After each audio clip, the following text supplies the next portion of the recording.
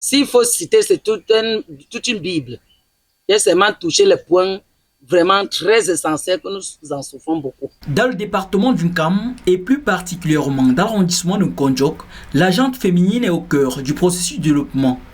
Aux côtés des hommes, celle-ci joue tous les jours sa partition pour l'essor de cet arrondissement. La femme de Konjok est malheureusement confrontée à de sérieux problèmes qui mettent à mal tous les jours son épanouissement et celui de la famille.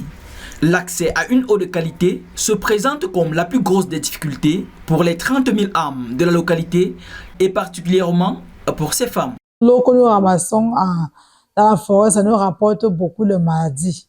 Chaque fois, nous sommes malades, les enfants, il faut qu'on croie à l'hôpital tout le temps, parce que l'eau n'est pas de bonne et due forme. Nous avons les petits-enfants et souvent nous avons des difficultés que tu vas envoyer l'enfant peut-être en forêt puiser de l'eau.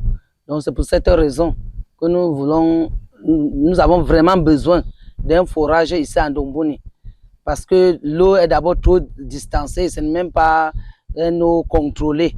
Or, s'il y avait le forage, c'est que ça devait être la bienvenue pour nous. Vraiment, nous souffrons tellement pour le problème d'eau potable.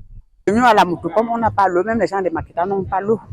Les gens de Makita souffrent beaucoup, et même les gens de Moutopom souffrent beaucoup. Moi, je suis à Numtom. Oui, on n'a pas l'eau à Numtom.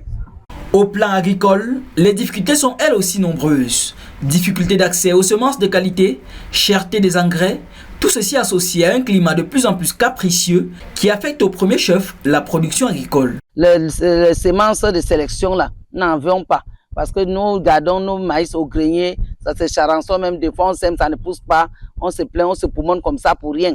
Et après, il faut un suivi, les engrais. Il faut mettre les engrais. Si vous voyez maintenant, vous allez voir nos plantains qui sont fanés partout là. Nous travaillons, nous souffrons vraiment pour rien. Nous souffrons tellement. Nous ne récoltons pas comme nous s'aimons.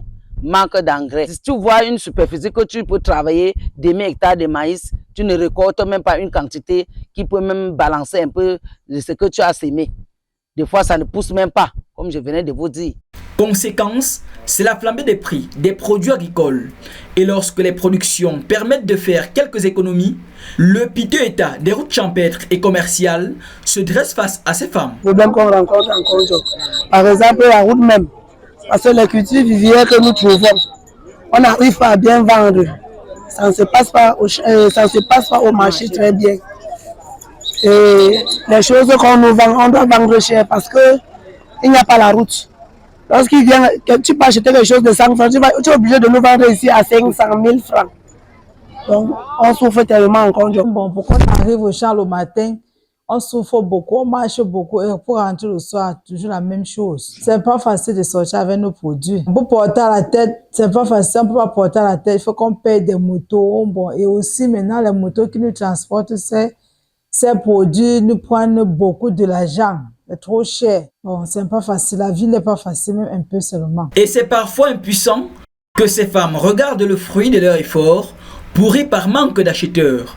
La femme rurale d'un Konjok séduit malgré tout par sa résilience et son courage. L'action de l'élite, de l'administration locale et aussi de l'État serait tout de même la bienvenue pour améliorer le quotidien et le bien-être de ces milliers de femmes et familles.